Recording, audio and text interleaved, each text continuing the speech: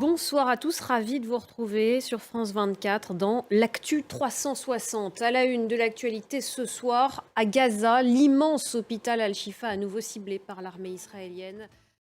Pour commencer ce journal, on va partir au Proche-Orient. L'armée israélienne dit donc avoir éliminé plus de 20 combattants palestiniens dans l'hôpital Al-Shifa.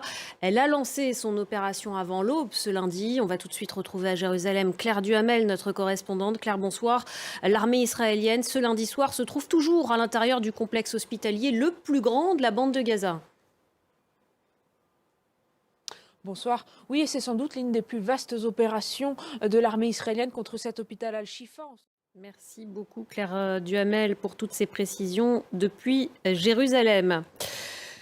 Direction maintenant la Russie, je vous en parlais dans les titres à l'occasion d'un concert organisé ce lundi sur la place Rouge à Moscou pour les 10 ans de l'annexion de la Crimée. Vladimir Poutine a célébré sa très large réélection pour un nouveau mandat de 6 ans. Le président russe, qui a récolté près de 90% des voix à l'issue d'un scrutin sans opposition, a salué aussi, je cite, le retour à la patrie des territoires ukrainiens annexés par Moscou. On voit ça tout de suite avec Héloïse Mélin.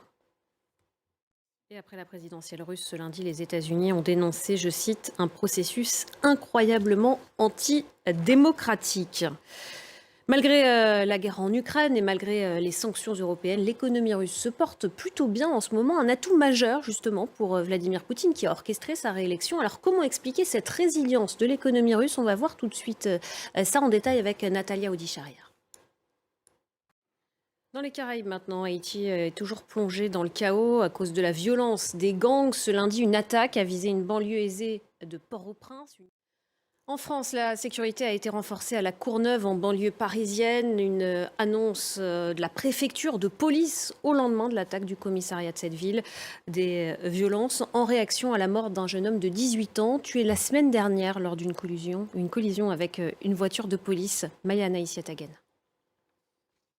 En Islande, enfin, une nouvelle éruption secoue le pays depuis ce week-end. Des coulées de lave à seulement une quarantaine de kilomètres de la capitale Reykjavik. Regardez.